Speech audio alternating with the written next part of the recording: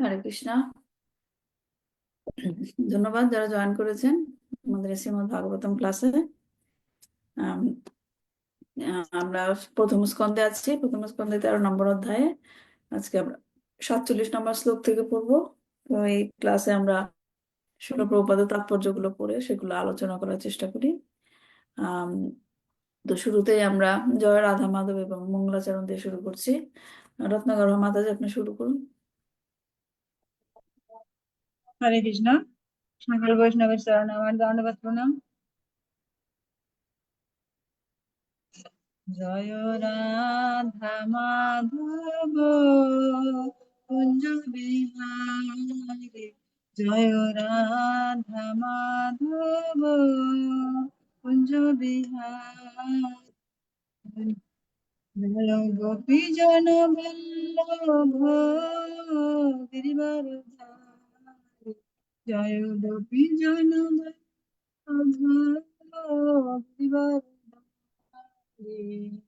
যশোদানন্দন ব্রজ জনরঞ্জন, যশোদানন্দন ব্রজ জনরঞ্জন, যমুনা তীর বনচারী, জয় রাধা মাধব কুঞ্জ বিহারী, হরে কৃষ্ণ কৃষ্ণ কৃষ্ণ হরে হরে, হরে রাম রাম রাম হরে হরে, জয় প্রভুপাদ জয় প্রভুপাদ, প্রভুপাদ জয় প্রভুপাদ, জয় প্রভুপাদ, প্রভুপাদ প্রভুপাদ, জয় জয় প্রভু নিতাই গৌর হরি বল, হরি বল, নিতাই গৌর অজ্ঞানতিমিরন্ধস্য জ্ঞানাঞ্জনা শলাকয়া চক্ষুর্ নিত্যং জ্ঞান তস্मै শ্রী গুরুবে নমঃ। শ্রী চৈতন্যং জ্ঞান ভূতলে স্বয়ং রূপ পদময়ং দদতি স্বপদান্তিকং বন্দেহং শ্রীগুরু শ্রীযুত পদকমলং শ্রীগুরুণ বৈষ্ণবাংশ শ্রীরূপং সাগ্রজাতং সগুণ রঘুনাথামৃতং तं সজীবং সাধুতং সাবদূতং পরিজন সহিতং কৃষ্ণ চৈতন্য দেবং শ্রী রাধা কৃষ্ণ পাদান সগুণ ললিতা শ্রী বিশাখা নিতাংশ। হে কৃষ্ণ করুণা সিন্ধু দীনবন্ধু জগৎপতে গোপীশা গোপিকা কান্ত রাধাকান্ত নমস্তুতে। তপ্ত কাঞ্চন গৌরাঙ্গে রাধে বৃন্দাবনেশ্বরী বিষভানু সুতে দেবী প্রণমামি হরিকে। বাঞ্ছা কল্পতরুভ্যশ্চ কৃপা সিন্ধু এব চ পতিতানাং পাবনেভ্যো বৈষ্ণবেভ্যো নমো নমঃ। নমো বিষ্ণু পাদায় কৃষ্ণ প্রেষ্ঠায় ভূতলে শ্রীমতে ভক্তি বেদান্ত স্বামিনী নামিনে। নমস্তে সরস্বতী দেবে গৌরবাণী প্রচারিণে নির্বিশেষ শূন্যবাদী পশ্চাৎ দেশচারিণে। জয় শ্রীকৃষ্ণ চৈতন্য প্রভু নিত্যানন্দ শ্রী অদ্বৈত গদাধর শিবাসাদি গৌর ভক্তবৃন্দ। হরে কৃষ্ণ কৃষ্ণ কৃষ্ণ হরে হরে, হরে রাম রাম রাম হরে হরে। নারায়ণং নমস্কৃত্যং নরং চৈব নরোত্তমং দেবীং সরস্বতী ব্যাসং ততো জয়মুদীরয়েৎ। শ্রীনতাং স্বাগতা কৃষ্ণ পুণ্য শ্রবণ কীর্তনামৃতাস্ত ভদ্রাণি বিধুনতি সুদীক্ষতাম। নষ্ট প্রায়েষু ভদ্রেষু নিত্যং ভাগবত সেবয়া ভগবতীত্তম শ্লোকে ভক্তির্ভবতি নষ্টিকে। ওং নমো ভগবতে বাসুদেবায়, ওং নমো ভগবতে বাসুদেবায়, ওং নমো ভগবতে বাসুদেবায়। হরে কৃষ্ণ। শ্রীমদ্ ভাগবতম কি জয়, শিল প্রভুপাদ কি জয়, নিতাই গৌর প্রেমানন্দে হরি হরি বল। ধন্যবাদ মাতাজি। তো আমি জানি আপনি লাস্ট ক্লাসে ছিলেন না, তো প্রশ্নগুলো কি সলভ করতে পেরেছেন? আমি তো এসে সময় পাইনি মাতাজি, আমি আচ্ছা, ওগুলা করবো। ঠিক আছে, সমস্যা নেই। তো অন্য মাতাজিরা হয়তো সলভ করেছেন। তাপসী মাতাজি, আপনি ক্যামেরাটা অন করতে পারেন। সুপর্ণ নাগ মাতাজি, যেমন ডেইজি মাতাজি মনে হয়, ক্যামেরাটা অন করতে পারেন, তাহলে ক্লাসটা করতে সুবিধা হবে। হ্যাঁ, মাতাজি প্রণাম, ধন্যবাদ। প্রণাম। ক্যামেরাটা অন নমস্কার করেন। মাতাজি, হ্যাঁ, হুম, ঠিক আছে মাতাজি। হ্যাঁ, হ্যাঁ, সবাইকে দেখতে পারলে ক্লাসটা করতে ভালো লাগে, এর জন্য বলছি আর কি। যাই হোক, তাহলে আমরা প্রশ্নগুলো থেকে শুরু করি। যে যে লাস্ট ক্লাসে যে প্রশ্নগুলো দিয়েছিলাম আমি, শ্রীমদ্ ভাগবতের এই অংশে, যে অংশটা আমরা পড়ছি এখন শ্রীমদ্ ভাগবতের এই অংশে যুধিষ্ঠির মহারাজ, হ্যাঁ, ধৃতরাষ্ট্র এবং গান্ধারীকে নিয়ে কেন উদ্বিগ্নতা প্রকাশ করছিলেন? কিসের উদ্বিগ্নতা ছিল? আজকে মধ্যে অর্চনা মাতাজি জয়েন করে নাই। ঈশ্বরী মাতাজি, অর্চনা মাতাজি জয়েন করবে? মাতাজি, আমি হরে কি একটু কৃষ্ণ বলবো? হ্যাঁ, হয় নাকি? করার তো কথা, করার কথা আছে মাতাজি। এক বিয়েতে গেছিল তো আর আচ্ছা একটু ঠিক আছে। হয়তো। আচ্ছা আচ্ছা, তাহলে কি প্রথম প্রশ্নের উত্তরটা কে দিতে চান এখানে? আমি অথবা মাতাজি, ধৃতরাষ্ট্র এবং গান্ধারীকে বলি নিয়ে, মাতাজি হবে কিনা জানি না। হ্যাঁ, রত্নগর্ভা মাতাজি বলছেন দিবেন। রত্নগর্ভা মাতাজি বলেন। আর হরে কৃষ্ণ। হরে কৃষ্ণ। যুধিষ্ঠির মহারাজ উদ্বিগ্ন ছিলেন কারণ তিনি লক্ষ্য করেছেন যে ধৃতরাষ্ট্র এবং গান্ধারী বৃদ্ধ হয়ে গেছেন এবং জীবনের শেষ পর্যায়ে পৌঁছেছেন, তবুও এখনো রাজপ্রাসাদে অবস্থান করছেন। ধৃতরাষ্ট্রের জীবন অনেক দুঃখের কারণ হয়েছে বিশেষত কৌরবদের কুকর্মের ফলে। মহাভারতের যুদ্ধ এবং অনেক মানুষের মৃত্যু ঘটেছে, তাই যুধিষ্ঠির ভাবছেন এত সব ঘটনার পরও রাজপ্রাসাদে থাকা ধৃতরাষ্ট্রের পক্ষে আহ সম্ভব নয়। আত্মোপলব্ধির বা বৈরাগ্যের অনুশীলন করার এটাই উপযুক্ত সময়। হুম, আচ্ছা, ঈশ্বরী মাতাজি কি বলতে চাচ্ছিলেন এই প্রশ্নের উত্তর? ওই হয়েছে নাকি মাতাজি জানি না। বলছিলেন, হয়ে হ্যাঁ, যাচ্ছে। বলেন ঈশ্বরী মাতাজি আপনার উত্তরটা। আহ, যুধিষ্ঠির মহারাজ উদ্বিগ্ন ছিলেন কারণ তিনি লক্ষ্য করেছেন যে ধৃতরাষ্ট্র এবং গান্ধারী বৃদ্ধ হয়ে গেছে এবং জীবনের শেষ পর্যায়ে পৌঁছেছেন, তবুও এখনো রাজপ্রাসাদে অবস্থান করছেন। ধৃতরাষ্ট্র জীবন অনেক দুঃখের কারণ হয়েছে। কৌরবদের কুকর্মের ফলে মহাভারতের যুদ্ধ এবং অনেক মানুষের মৃত্যু ঘটছে, তাই যুধিষ্ঠির ভাবছেন এত সব ঘটনার পরও রাজপ্রাসাদে থাকা যুধিষ্ঠির পক্ষে শোভন নয়।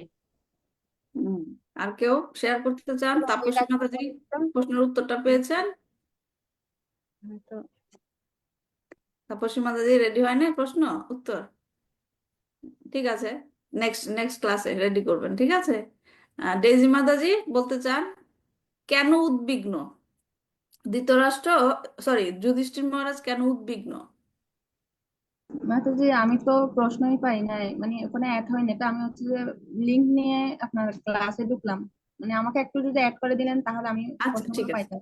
আচ্ছা ঠিক আছে মাতা, আমি জানতাম না, সরি।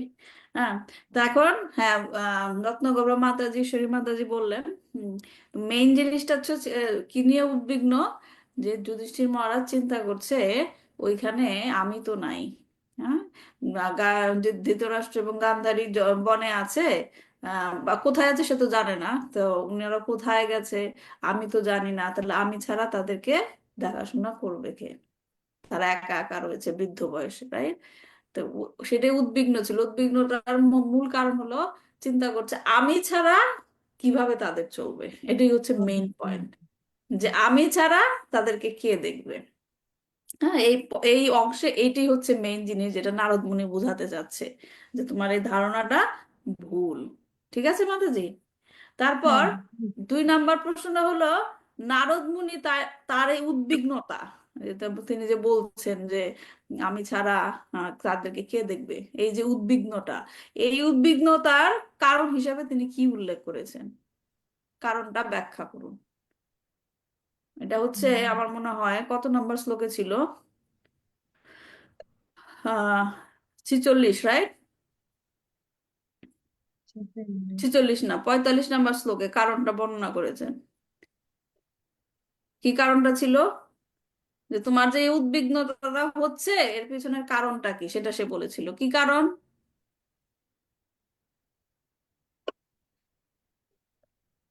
আর নাই ঈশ্বরী মাতাজি প্রশ্নের উত্তর? উম, মাতাজি বললেই হবে। হ্যাঁ বলেন। না, নারদ মুনি ব্যাখ্যা করেন যে ধৃতরাষ্ট্র এখন বৃদ্ধ হয়েছে এবং মৃত্যুর সময় ঘনিয়ে এসেছে। জীবন খুবই অনিশ্চিত এবং সময় কারোর জন্য অপেক্ষা করে না। তাই এখনো ধৃতরাষ্ট্রের উচিত এই সংসার ত্যাগ করে আত্মা ও পরমাত্মার উপলব্ধির দিকে মনোনিবেশ করা। নারদ মুনি বলেন, কাউকে জীবনের শেষ সময়ে নির্ভর করতে চাওয়া বোকামি, কারণ কেউ কাউকে রক্ষা করতে পারে না, প্রত্যেককেই মৃত্যুর মুখোমুখি হতে হবে। আচ্ছা, 45 নম্বর শ্লোকের অনুবাদটা পড়েন এবার। 45 না।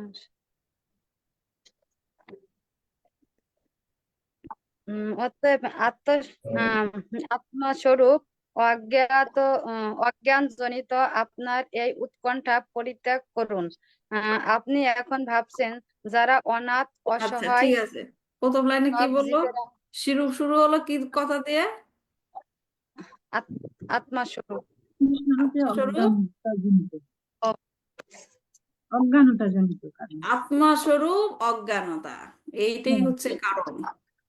এই কারণ, হ্যাঁ, উদ্বিগ্নতা ছিল, তার পিছনে কারণটা হলো কি? আত্মস্বরূপ অজ্ঞানতা। এখন এটার ব্যাখ্যা করেন, আত্মস্বরূপ অজ্ঞানতা মানে কি? আত্মস্বরূপ মানে কি? আত্মস্বরূপ, স্বরূপটা কি? আমার স্বরূপটা কি বলেন? জীবের স্বরূপ হয় কি? ভগবানের নিত্য দাস। নিত্য দাস, নিত্য দাস। এই স্বরূপটা, এই স্বরূপের কথা যখন আমরা ভুলে যাই, তখনই কি হয়? উদ্বিগ্নতা আসে। তাই হ্যাঁ, তাপসী মাতাজি বুঝতে পারছেন? আমাদের সারা জীবনে সব সময় যে আমরা উদ্বিগ্নতায় থাকি, কি হবে কি হবে, রাইট? কিন্তু আমরা ভুলে যাই আসলে কোনো কিছুর উপরে আমাদের কন্ট্রোল নাই। সবকিছু কে কন্ট্রোল করছে? ভগবান। ভগবান শ্রীকৃষ্ণ। এবং আমরা হচ্ছি তার নিত্য দাস। এই যে নিত্য দাস কথাটা, এটাই হচ্ছে আত্মস্বরূপ জ্ঞান, নিজের সম্বন্ধে জ্ঞান। যখন মানুষ এটা ভুলে যায়, তখনই উদ্বিগ্নতায় পড়ে। তার মানে কি হলো? নারদ মুনি কি কারণ উল্লেখ করেছেন? আত্মস্বরূপ অজ্ঞানতা। অজ্ঞানতা। আত্মস্বরূপ অজ্ঞানতা, যেটা 45 নম্বর শ্লোকে তিনি বলেছেন, এবং সেটার ব্যাখ্যাটা আমরা করলাম। বোঝা গেছে উত্তরটা? হ্যাঁ মাতাজি। হ্যাঁ মাতা। হ্যাঁ, আচ্ছা। তারপর এই শ্লোকটি থেকে আমরা আমাদের দৈনন্দিন জীবনের কি শিক্ষা পেয়ে থাকি আমি অল্প একটু বলে দিয়েছি, আপনারা যদি লিখে থাকেন বলেন। এই দৈনন্দিন জীবনে এই যে জ্ঞানটা দিল নারদ মুনি, যে তোমার উদ্বিগ্নতার কারণ হলো আত্মস্বরূপ অজ্ঞানতা, এটা থেকে আমরা আমাদের দৈনন্দিন জীবনের কি শিক্ষা পাই? আমরা ভাগবতম পড়ছি, সেখান থেকে নারদ মুনির শিক্ষা শুনছি, কিন্তু এটা তো আমাদের দৈনন্দিন জীবনে অ্যাপ্লাই করতে হবে, রাইট? সেটা আমরা কিভাবে আমাদের দৈনন্দিন জীবনে অ্যাপ্লাই করতে পারি? কি শিখলাম এখান থেকে? যে আমরা যে রকম চিন্তা করি, অযথা চিন্তা করি, কি সেটা হচ্ছে আমরা আমাদের আত্মস্বরূপটা ভুলে গেছি। আমরা মনে করি আমার সংসারে আমি ছাড়া আর তাদেরকে কে দেখবে, রাইট? আমি ছাড়া কি হবে তাদের, হ্যাঁ? কারণ আমরা ভুলে গেছি যে আসলে আমি শুধুমাত্র কৃষ্ণের আজ্ঞাবাহক হয়ে কাজ করে যাচ্ছি। প্রকৃতপক্ষে আমার সংসারের সবাইকে কে দেখে রাখছে? ভগবান ভগবান। শ্রীকৃষ্ণ। ভগবান। হ্যাঁ, কিন্তু আমরা সেটা ভুলে গিয়ে নিজেকে জাহির করতে চাই যে আমিই করছি, আমি না থাকলে কি হবে, কি হতো? হ্যাঁ? রীতা মাতাজি বুঝতে পারছেন? আমরা এই হ্যাঁ এই এই শ্লোক থেকে এটা আমাদের যে শিক্ষাটা পেলাম, সেটা আমরা শুধুমাত্র তো নারদ মুনি যুধিষ্ঠির মহারাজকে বলছে না, সেইখান থেকে আমাদেরকে শিক্ষা নিতে হবে। হ্যাঁ, যে আমাদের দৈনন্দিন জীবনে, তাহলে আমরা যদি এরকম ভাবে নিজের স্বরূপ সম্বন্ধে জ্ঞাত হই, স্বরূপ সম্বন্ধে জানতে পারি, তাহলে আমাদের কি হবে? হ্যাঁ, সেই চিন্তাটা, সে উদ্বিগ্নতা আমরা দূর করতে পারবো। ঠিক আছে? তাহলে 4 নাম্বার প্রশ্নটা হলো, একজন মানুষ যখন অন্য আরেকজনকে সাহায্য করে, তখন কি মনোভাব নিয়ে করা উচিত? কি মনোভাব নিয়ে? যেটা আমরা যখন কেউ সাহায্য করে নিঃস্বার্থ। তাহা উচিত নিঃস্বার্থ ও ভক্তিপূর্ণ মনোভাব নিয়ে। হ্যাঁ, মানে কি হলো যে আমি যখন কাউকে সাহায্য করবো আমার মনোভাবটা থাকতে হবে কি, আমি আসলে ঈশ্বর। আমার কোনো ক্ষমতা নাই কাউকে সাহায্য করার, কৃষ্ণই সাহায্য করছে, কিন্তু সেই সাহায্য করার কাজটার জন্য সে আমাকে ইনস্ট্রুমেন্ট হিসাবে, যন্ত্র হিসাবে চুজ করেছে। হ্যাঁ, হ্যাঁ, আমাকে সে চুজ করেছে যে সে সাহায্য করতে চাচ্ছে, হ্যাঁ, কিন্তু আমার মাধ্যম দিয়ে করতে চাচ্ছে। তার মানে আমি কেউ না, তাই আমার কোনো ক্ষমতা নাই কাউকে সাহায্য করার, কৃষ্ণই করছে, আমি শুধু তার কাজটা হেল্প করছি। হ্যাঁ, যখন নাকি এই মনোভাব নিয়ে কাজ করব তখন কি হবে, কোন রকমের ক্ষতি হবে না? এই second part of this question, মানে এই কোশ্চেনের সেকেন্ড পার্টটা কি, যখন আমরা এই মনোভাব নিয়ে কাউকে হেল্প করব তখন কি ক্ষতি হবে না, কি ক্ষতি হবে না? যখন আমরা ওই চিন্তা করব যে আমি হেল্প করছি, তখন আমাদের মধ্যে কি সৃষ্টি হতে পারে? একটা অহংকার সৃষ্টি হতে পারে। অহংকার সৃষ্টি হতে পারে। ধন্যবাদ মাতাজি। হ্যাঁ, যখন আমরা ওইভাবে চিন্তা করবো আমিই করছি, আমিই করছি, তখন আমাদের মধ্যে অহংকারের সৃষ্টি হতে পারে। আর যখন নাকি আমরা চিন্তা করব না কৃষ্ণই করছে, আমি শুধু তার আজ্ঞাবাহক হয়ে কাজ করছি, তখন কি আর অহংকার সৃষ্টি হবে? না, হ্যাঁ, আর অহংকার সৃষ্টি হলে কি আমাদের ক্ষতি হবে না ক্ষতি হবে না? অহংকার সৃষ্টি হলে ক্ষতি হবে। হ্যাঁ, তাহলে এই কাজটা যদি আমরা এই এই মনোভাব দিয়ে করি তাহলে আমাদের ক্ষতি হওয়ার সম্ভাবনা। ঠিক আছে, সেটাই ছিল 4 নম্বর প্রশ্নটা। 5 নম্বর প্রশ্ন হলো, একজন মানুষ কেন অন্য একজনের প্রতিপালক হতে পারে না? 46 নম্বর শ্লোকের কারণগুলো বলা হয়েছে, কি কি কারণ? 46 নম্বর শ্লোকে অনুবাদটা থেকে দেখেন, আপনি কারণ পেয়ে যাবেন কি কি বলা হয়েছে, যে একজন মানুষ অন্য আরেকজনের প্রতিপালক হতে পারে না। মধুসূদন প্রভু, হরে কৃষ্ণ, অনেক জয়েন করেছেন প্রভুজি। আপনি 46 নম্বর শ্লোক থেকে বলতে পারবেন যে কি কি কারণে আমরা বলতে পারি না যে আমি আরেকজনের প্রতিপালক? মাতাজি আমি মনে হয় ট্র্যাকে হারাই ফেলছি, না এখানে না, অধ্যায়টা কি অসুবিধা বলা নেই, আমি বলছি 46 নম্বর শ্লোকের অনুবাদটা করেন, তাহলে আপনি বুঝতে পারবেন অধ্যায় কি। অধ্যায়টা কি মাতাজি? কোন তো অধ্যায়? অধ্যায় হচ্ছে 13 তেরো নম্বর? অধ্যায়, 13 13 অধ্যায়। 46 নম্বর? হ্যাঁ, হ্যাঁ ঠিক আছে। 13 অধ্যায় 46 নম্বর শ্লোকের অনুবাদটা পড়েন, তাহলে বুঝতে পারবেন যে একজন মানুষ কেন অন্য একজনের প্রতিপালক হতে পারে না।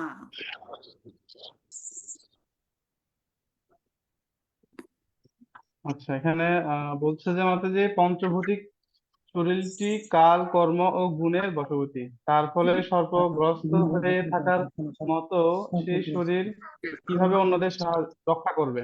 হুম, তাহলে কি 46 নম্বর শ্লোকে কি বলা হয়েছে? কারণ আমরা নিজেরাই হচ্ছি কাল কর্ম, মানে আমরা নিজেরা মানে কি, সবাই সবাই হচ্ছে কাল, কর্ম এবং গুণের বশবর্তী, এবং সবাই এমন এমন একটা অবস্থা যে সবাই আমরা সাপের মুখের মধ্যে বসে আছি, রাইট?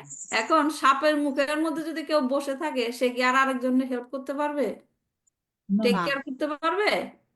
তো না, সেটাই বলা পারবে না। হচ্ছে যে আমি, সবাই যেহেতু কাল, কর্ম এবং গুণের আন্ডারে আছে, হ্যাঁ, এবং আরেকটা ব্যক্তি সেও কাল, কর্ম, গুণের আন্ডারে আছে, তাহলে সেই ব্যক্তি আরেক ব্যক্তিকে কিভাবে হেল্প করবে? পারবে প্রতিপালক হতে? না, না। এর জন্যই এটা আমরা বলা হয়েছে সবাই যে, প্রকৃতির নিয়ন্ত্রণাধীন। হ্যাঁ, এখানে আমরা মাতাজি কোন সবাই ধরনের প্রকৃতির হেল্প? নিয়ন্ত্রণাধীন। হ্যাঁ, তাহলে সবাই এখন হেল্প করতে গেলে কি করতে হবে? যদি আমরা আরেকজনকে, মানে কেউ যদি কারো কাছ থেকে সাহায্য চেতে চায়, কি করতে হবে? এমন একজনের কাছে সাহায্য নিতে হবে যে নাকি এই সমস্ত কিছুর ঊর্ধ্বে, মালিক।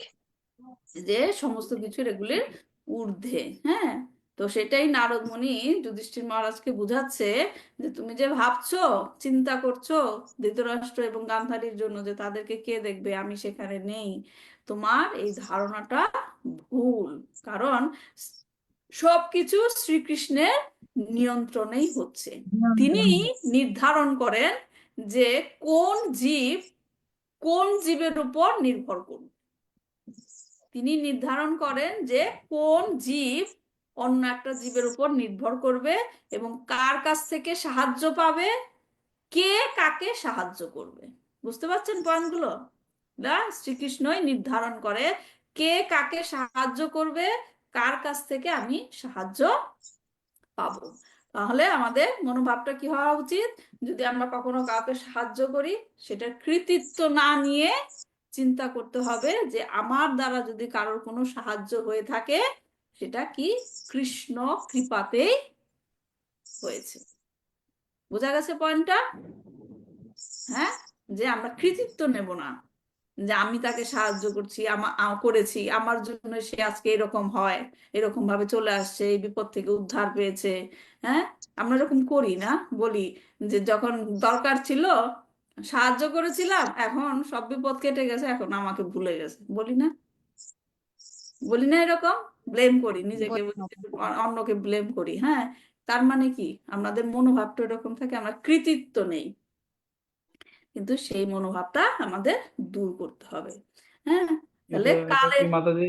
হ্যাঁ মাতাজি, এটা এটা যদি অন্যের ক্ষেত্রে না হয়, নিজের ক্ষেত্রে হয়, মানে নিজে কারো কাছ থেকে আমাকে সাহায্য করছে কেউ, অথবা আমার একটা জব পাইতে সাহায্য করছে, পড়ালেখায় অথবা অগ্রগতি করতে সাহায্য করছে, তাহলে সেই সাহায্যটার মনোভাবটাও হচ্ছে ভগবান শ্রীকৃষ্ণের না, মানে হ্যাঁ, দ্বারাই ভালো হচ্ছে। একটা, ভালো একটা পয়েন্ট বলেছেন। ধরেন আপনাকে কেউ সাহায্য করলো, হ্যাঁ, তার মানে এই না যে আপনি ওই ব্যক্তিকে বলবেন তুমি তো আমাকে সাহায্য করো নাই, কৃষ্ণ করেছে তোমার মাধ্যম দিয়ে, তাহলে তার তার প্রতি আমার কোনো কৃতজ্ঞতা প্রকাশ করার দরকার নেই, এরকমই তো? কিন্তু এরকম হওয়া উচিত নয়। চিন্তা করতে হবে আমি কৃষ্ণের কাছ থেকে সাহায্য পেয়েছি এই ব্যক্তির মাধ্যমে, রাইট? তো কৃষ্ণ এই ব্যক্তিকে ঠিক করেছে আমাকে সাহায্য করতে। তা আমি যদি এই ব্যক্তির প্রতি কৃতজ্ঞতা প্রকাশ না করি, তাহলে কি কৃষ্ণ প্লিজ হবে, সন্তুষ্ট হবে? না। না। না, রাইট? যেহেতু কৃষ্ণ তাকে চুজ করেছে যে আমাকে সাহায্য করার জন্য, তার মানে আমি যদি তাকে তার প্রতি কৃতজ্ঞতা প্রকাশ করি, তাহলে অটোমেটিক্যালি কৃষ্ণ গিয়ে সেখানে সন্তুষ্ট হবে। বুঝতে পারছেন? তাহলে জিনিসটা ট্রিকি, তাহলে বুঝতে হবে। হ্যাঁ, যে তাহলে ওটা কি অনেক, মাতাজি, মানে কৃতজ্ঞতা বোধটা প্রথমে কাকে জানানো উচিত? যে ব্যক্তি আমাকে সাহায্য করেছে হ্যাঁ, ওনাকে, নাকি হ্যাঁ, ভগবান শ্রীকৃষ্ণকে? হ্যাঁ, বোথ ওয়েজ, বোথ ওয়েজ। প্রথমে আপনার সেই ব্যক্তিকে কৃতজ্ঞতা জানাতে হবে এবং কৃষ্ণকে ধন্যবাদ জানাতে হবে যে তুমি আমাকে সাহায্য করেছো। এমন না যে আপনি ডিরেক্টলি কৃষ্ণকে বললেন, ওই ব্যক্তিকে একদম ইগনোর করে গেলেন, তা নয়, তাই না? হ্যাঁ, এটা হচ্ছে মনোভাব। মনোভাব যে যখন কাউকে কিছু দিবেন, তখন একদম নিচু হয়ে দিবেন। যখন কাউকে কোনো রেসপেক্ট দিবেন, একদম নিচু হয়ে রেসপেক্ট দিবেন। কিন্তু কেউ যখন আপনার কাছ থেকে পাবে, তখন সেটার কৃতিত্ব নেবার চেষ্টা করবেন না। এটাই হচ্ছে বৈষ্ণবদের মনোভাব, যেটা চৈতন্য মহাপ্রভু শিখিয়েছেন না? হ্যাঁ, তুরাদপি শুনিচিন তররূপ সহিষ্ণু না অমানিনা মানদেন। অমানিনা মানদেন মানে কি? যে আমার আমার কোনো কৃতিত্ব নাই। হ্যাঁ, আমি করতে পারবো সব, কিন্তু আমার কোনো কৃতিত্ব নাই, সবকিছু তাকেই, মানে কাউকে যাকে রেসপেক্ট করবো। ঠিক আছে? তো এটাই হচ্ছে এখানে বিষয়বস্তু বোঝার। হুম। এবং কালের কথা যেটা বলেছেন, সেটা আমরা গত ক্লাসে একটু টাচ করেছিলাম, যে কাল সবকিছু গ্রাস করে নেয়। কাউকে আপনি যখন কিছু সাহায্য করবেন, এরকম ভাবে মনোভাব করবেন, কারো কাছ থেকে যখন আপনি কিছু সাহায্য পাবেন, কালের প্রভাবে একদিন সেই ম্যাটেরিয়াল যদি হয়, ম্যাটেরিয়াল সাহায্য যদি হয়, কালের প্রভাবে তার প্রভাব একসময় নষ্ট হয়ে যাবে। কালের প্রভাব দেখেন, আপনি যদি দৈনন্দিন জীবনে একটা চিন্তা করে দেখেন, কাউকে যখন আপনি কিছু হেল্প করেছেন, সেটার প্রভাব কতদিন থাকে? বেশি দিন বেশি থাকে? দিন থাকে না। কারো কাছ থেকে যখন আপনি সাহায্য নিয়েছেন, সেটার প্রভাব কি বেশি দিন থাকে? থাকে না, যদি সেটা ম্যাটেরিয়াল হয়। হ্যাঁ, কালের প্রভাবে সেটা সব নষ্ট হয়ে যায়। হ্যাঁ, কিন্তু সেটা নাকি, যেটা সরি, শ্রীমদ্ ভাগবতের চতুর্থ স্কন্ধে বলা হয়েছে যে অজেয় কাল কেবলমাত্র তার ভ্রুকুটি বিলাসের দ্বারা সমগ্র বিশ্ব ধ্বংস করে। কিন্তু ভগবান বলেছেন, কিন্তু যারা সম্পূর্ণরূপে আমার শ্রীপাদপদ্মের শরণাগত ভক্ত, যারা নাকি আমার শ্রীপাদপদ্মের শরণাগত ভক্ত, তাদের কাছে ভয়ঙ্কর কাল আসতে পারে না। তাদের কাছে ভয়ঙ্কর কাল আসতে পারে না, এর মানেটা কি? তার মানে কি এই যে কাল আমাদের কাছে ভগবানের ভক্তের কাছে আসবে না কারণ তাদের মৃত্যু হবে না? এর মানে কি এই? ভগবান যখন বলেছেন আমার ভক্তদের কাছে সেই ভয়ঙ্কর কাল আসতে পারে না, এটার মানে কি? যে আমি যে সেবাটা করব, ভগবানের প্রতি যে সেবা করব এবং অন্য আরেকজনকে যে সেবা করার জন্য আমি সাহায্য করব, সেই যে চেষ্টা, সেই যে ভক্তি আপনি করলেন, সেটা কালের দ্বারা নষ্ট হবে না। সেটা কালের দ্বারা নষ্ট হবে না।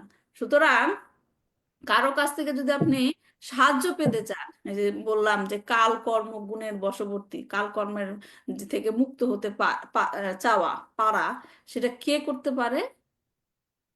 যে ভগবান তো অবশ্যই পারবে, এবং ভগবানের ভক্ত সেই সাহায্যটা করতে পারে। হ্যাঁ, যে যদি কেউ কাউকে যদি রক্ষা করতে পারে, এবং সেটাই হবে কি? ভগবানের ভক্তের দ্বারাই সম্ভব হবে। তো এখন নেক্সট শ্লোকটা আমরা পড়ছি, একটু শেয়ার করছি।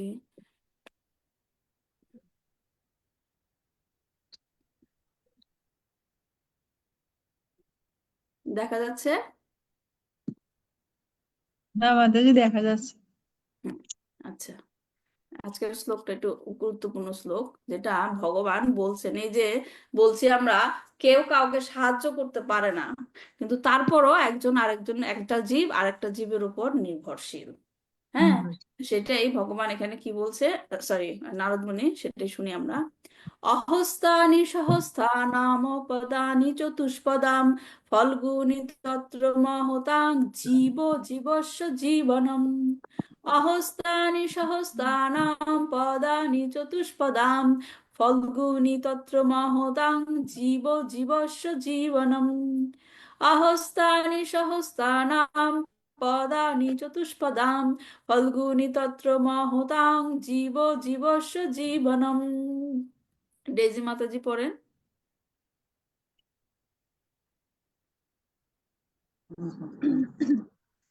কৃষ্ণ।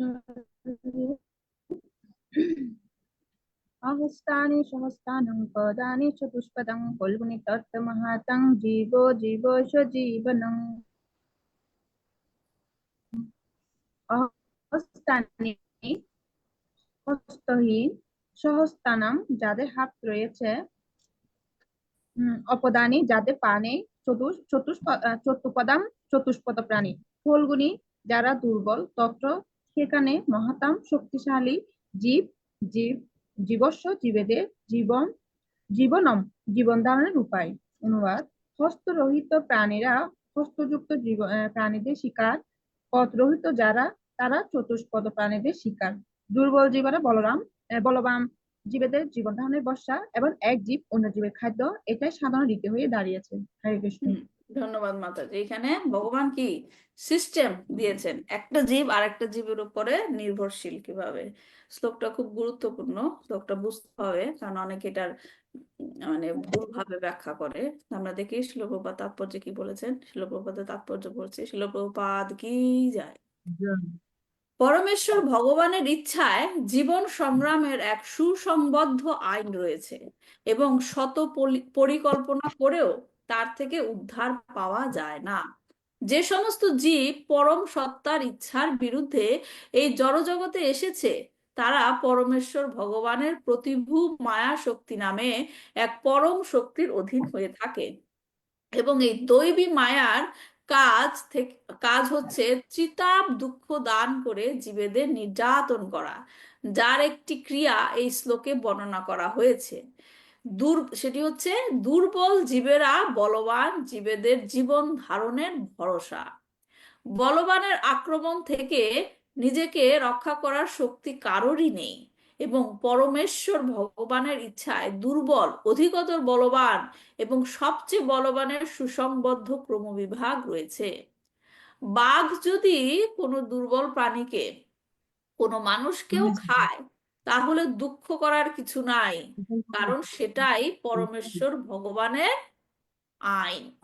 যদিও এই আইন বিধি অনুসারে নির্দেশ দেওয়া হয়েছে যে অন্য প্রাণীদের ভরসাতেই মানুষ জীবন ধারণ করবে, তবু নীতিবোধের বিধিও একটা আছে, কারণ মানুষকে শাস্ত্রের অনুশাসন মেনে চলতে হয়। অন্য কোনো পশুর পক্ষে এটা অসম্ভব।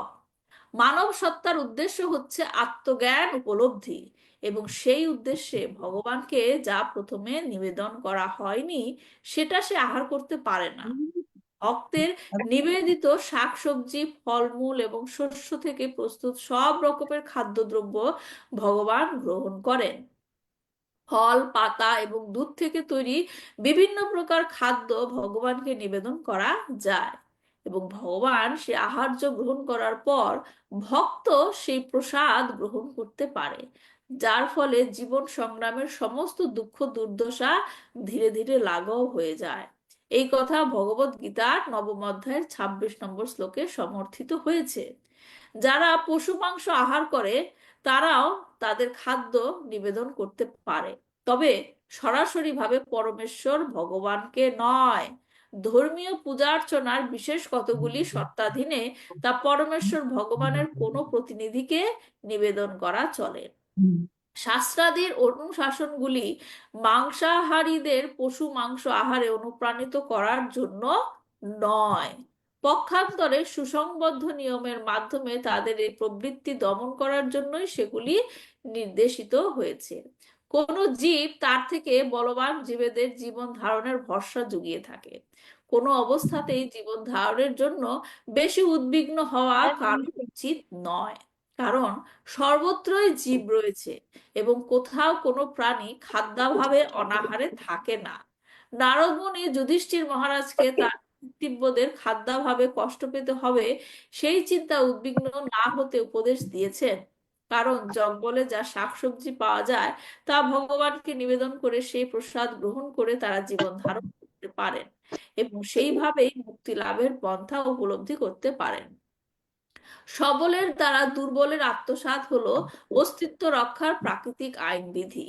বিভিন্ন জীবজগতে দুর্বলদের গ্রাস করার একটা প্রচেষ্টা সর্বদাই রয়েছে। জড়জাগতিক পরিস্থিতিতে কোন রকম কৃত্রিম উপায়ে এই প্রবণতা প্রতিহত করা সম্ভব নয়। কেবল পারমার্থিক বিধি নিয়মাদি চর্চার মাধ্যমে মানব সত্তার পারমার্থিক চেতনা জাগিয়ে তুলেই এই প্রবণতা প্রতিহত করা যেতে পারে। মানুষ দুর্বল পশুকে হত্যা করবে এবং সেই সঙ্গে অন্যদের শান্তিপূর্ণ সহাবস্থানের পরামর্শ দেবে, তা অবশ্যই পারমার্থিক বিধি নিয়মের নীতিসূত্রাবলী অনুসারে অনুমোদন করা চলে না। মানুষ যদি পশুদের শান্তিপূর্ণ সহাবস্থানে বেঁচে থাকতে না দেয়, তাহলে মানব সমাজে শান্তিপূর্ণ সহাবস্থানের প্রত্যাশা সে কি করে করে? তাই সমস্ত অন্ধ নেতাদের অবশ্য কর্তব্য হচ্ছে পরমেশ্বর ভগবান সম্বন্ধে অবগত হয়ে তারপর ভগবানের রাজ্য প্রতিষ্ঠা করা। পৃথিবীর জনগণের অন্তরে ভগবত চেতনার বিকাশ না করে ভগবানের রাজ্য বা রাম রাজ্য প্রতিষ্ঠা করা অসম্ভব। খুব সুন্দর একটা শ্লোক এখানে, যে ভগবান শ্রীকৃষ্ণ যে জীব এবং জীবিকার জন্য একে অন্যের ওপর নির্ভরশীল, হ্যাঁ, সেটা নির্ভরশীল থাকে, সেটার যে সিস্টেম ভগবান তৈরি করেছেন এবং সেটাই নারদ মুনি এখানে ব্যাখ্যা করছেন। তো এই শ্লোকটিতে প্রকৃতির নিয়মকে তুলে ধরা হয়েছে। কারণ মাইকটা অন আছে, আমি জানি না কার। মাইকটা মিউট করলে ভালো হয়। আমি মিউট করে দিচ্ছি, যার কথা বলার দরকার হয় একটু আনমিউট করে নেবেন, ঠিক আছে? হ্যাঁ, থ্যাংক ইউ। হ্যাঁ, তো এখানে দুইটা জিনিস আমাদের বুঝতে হবে। দুইটা জিনিস, সেটা হলো কি, একটা যেটা বলা হচ্ছে ত্রিতাপ দুঃখের কথা, শিল প্রভুপাদ তাৎপর্যে মেনশন করেছেন ত্রিতাপ দুঃখ। হ্যাঁ, এবং ত্রিতাপ দুঃখের মধ্যে দিয়ে সকল জীব যাচ্ছে। হ্যাঁ, সকল জীব এই ত্রিতাপ দুঃখের মধ্যে দিয়ে যাচ্ছে। এবং আরেকটা যেটা গুরুত্বপূর্ণ পয়েন্ট আমাদের বুঝতে হবে, যেটা বলছেন জীবস্য জীবনাম, এক জীব আরেকটা জীবের খাদ্য। এক জীব আরেকটা জীবের খাদ্য। হ্যাঁ, তো এখন আমরা প্রথমটা দেখি, ত্রিতাপ দুঃখ। কে কে কে জানেন ত্রিতাপ দুঃখগুলি কি কি, যেটা ভগবত গীতায় বর্ণনা করা হয়েছে? আহ হরে কৃষ্ণ। শ্রীমদ ভগবত শ্রীমদ ভাগবতমে বর্ণনা করা হয়েছে ত্রিতাপ দুঃখ। কি ত্রিতাপ দুঃখগুলি? সেটা হচ্ছে আধ্যাত্মিক জন্ম, জরাব্যাধি, ত্রিতাপ মানে কি? ত্রি মানে তিনটি কি? বিষয়। হ্যাঁ, তো আদি আপনি বৈদিক, জন্ম, আদি মৃত্যু, ভৌতিক, জরা, মৃত্যু আধ্যাত্মিক। বললেন, জরা ব্যাধি, চারটা হয়ে গেল তো। না, আধ্যাত্মিক, আদি ভৌতিক, আদি দৈবিক। হ্যাঁ, আদি দৈবিক, আদি ভৌতিক, আদি আধ্যাত্মিক। ভৌতিক, হ্যাঁ, আদ- সেটাই হচ্ছে আচ্ছন্ন মাধ্যম, যেটা হচ্ছে ত্রিতাপ দুঃখ, মানে আদি দৈবিক, আদি ভৌতিক, এবং ভৌতিক, আরেকটা কি? আধ্যাত্মিক। আধ্যাত্মিক। হ্যাঁ, এগুলোর মানে কি জানেন? আদি দৈবিক দুঃখ কি? হঠাৎ মানে করে আসে নাকি? হঠাৎ মানে মানে ঈশ্বর প্রদত্ত বা যে দুঃখটা পাওয়া হয় সেটাই দেব হচ্ছে দেবীদের, দৈবিক। দৈবিক মানে দেব দেবীদের দ্বারা প্রাপ্ত যে দুঃখ। যেমন উদাহরণ কি? দেব যেমন দেবীদের কাছ থেকে আমরা কি দুঃখ পাই? মাত্র যেখানে যে আছে আমাদের যে প্রাকৃতিক দুর্যোগ গুলো হয় সেগুলো। হ্যাঁ, প্রাকৃতিক দুর্যোগ, সেটা হলো কি? আদি দৈবিক দুঃখ। তাই, তারপর যেটা হলো আধ্যাত্মিক দুঃখ। আধ্যাত্মিক দুঃখ কি? হঠাৎ করে যে আধ্যাত্মিক, দুঃখ আসে মাতাজি, যেমন হ্যাঁ, সাপে কামড় দেওয়া বা এরকম কিছু। আধ্যাত্মিক, আধ্যাত্মিক মানে কি? মানে নিজেরাই নিজে কষ্ট পাওয়া। ভুলে গেছি মাতাজি। হ্যাঁ, আধ্যাত্মিক মানে হচ্ছে নিজেরাই নিজে কষ্ট, নিজের মধ্যে কষ্ট পাওয়া। সেটার উদাহরণ কি? আধ্যাত্মিক দুঃখ, মানসিক যন্ত্রণা। হ্যাঁ, মানসিক যন্ত্রণা, মন খারাপ হয়, বুঝতে পারি না মন কেন খারাপ লাগছে, তাই এটা হচ্ছে আধ্যাত্মিক দুঃখ। আর আরেকটা যেটা রইলো সেটা কি? আদি ভৌতিক দুঃখ। আদি ভৌতিক দুঃখ কি? শারীরিক যেগুলো রোগ ব্যাধি হয় আমাদের, হ্যাঁ, শারীরিক যে রোগ ব্যাধি গুলো হয় আমাদের, সর্দি জ্বর কাশি। একটু একটু ব্যাখ্যা করে বলেন আদি ভৌতিক মানেটা কি? আদি ভৌতিক মানেটা কি? আমাদের যে ভৌতিক জগতের সাথে যে সমস্ত কষ্টগুলো জড়িত থাকে, এটা কি বোঝাচ্ছে আমাদের? হ্যাঁ, আদি ভৌতিক মানে হচ্ছে, আর কেউ বলতে চান আদি ভৌতিক মানে কি? আদি ভৌতিক মানে অন্য জীবের দ্বারা প্রাপ্ত দুঃখ। যেটা আমি আগে বলছিলাম মাতাজি, আমার ভুল হয়ে গেছে। আচ্ছা, আদি ভৌতিক মানে হচ্ছে অন্য জীবের দ্বারা দুঃখ পাওয়া। তো এইখানে যখন বলা হচ্ছে যে এক জীব অন্য জীবের খাদ্য, ধরেন একটা হরিণ আর একটা সিংহের কথা চিন্তা করলেন। হুম, এখন সিংহ অন্য কিছু খেতে পারে না, শুধু মাংসই খায়, রাইট? এখন সিংহ তার শিকার করতে হবে, রাইট? সে তার নিয়ম মানছে। হ্যাঁ, কিন্তু সেই ঘটনাটা হরিণের জন্য কি সুখদায়ক না দুঃখদায়ক? দুঃখদায়ক। অনিমেষের দুঃখদায়ক।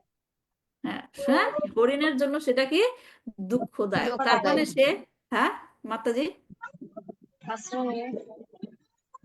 তাপসী মাতাজি কি বলছেন? না, ওটা দুঃখ, হরিণের জন্য দুঃখজনক না। হ্যাঁ, তার মানে কি হরিণটা দুঃখ পাচ্ছে, রাইট? হ্যাঁ, কার কাছ থেকে দুঃখ পাচ্ছে? সিংহের কাছ থেকে। তাহলে সিংহ আর একটা জীব, জি। রাইট? তার মানে অন্য একটা জীবের কাছ থেকে সে দুঃখ পাচ্ছে। এই ধরনের দুঃখটা কি? আদি আদি, ভৌতিক। আদি ভৌতিক। তার মানে এখানে যেটা বলা হয়েছে সেটা হচ্ছে ত্রিতাপ দুঃখের আদি ভৌতিক দুঃখের কথা বলা হয়েছে, এখানে যে ক্লেশের কথা বলা হয়েছে। হ্যাঁ, বলবান জীবদের দ্বারা প্রাপ্ত দুর্বলদের ক্লেশ। হ্যাঁ, এটা মানব সমাজেও আমরা দেখি, যাদের বেশি শক্তি থাকে, যাদের বেশি পাওয়ার থাকে, তারা আম, নিচু মানুষদেরকে কষ্ট, দুঃখ কষ্ট দিয়ে থাকে, রাইট? বলবানরা নির্বলদের কি করে, কষ্ট দিয়ে থাকে। কিন্তু সেই জিনিসটা এখানে মিন করে নাই ভগবান। ভগবান যখন এই সিস্টেম তৈরি করেছে সেইটা মিন করে নাই। হ্যাঁ, তো এইখানে সিংহ যেটা করছে সেটা কি করছে, তার জীবন ধারণের জন্য করতে হচ্ছে, কারণ তাকে একটা রুল দেওয়া হয়েছে, সে তার সেই রুলেই থাকতে হবে তার। হ্যাঁ, তার মানে সে হরিণকে শিকার করছে, কিন্তু তাকে যে রুল দেওয়া হয়েছে, ভগবানের যে নিয়ম, সে নিয়মটা সে পালন করছে। হ্যাঁ, তো এখন আরেকটা জিনিস যেটা বুঝতে হবে কি, নেক্সট পয়েন্ট, জীব জীবস্য জীবনম, খুব ইম্পর্টেন্ট একটা টপিক। জীব জীবস্য জীবনম, এক জীব অন্য জীবের খাদ্য। হ্যাঁ, তো এটা করার মাধ্যমে ভগবান কি করছেন, তার যে সিস্টেমে সেটা রেখেছেন, এটার মাধ্যমে ভগবান তার কোন কাজ সাধন করছেন।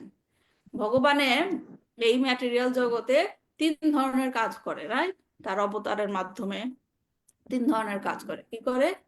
ব্রহ্মার মাধ্যমে তিনি কি করে?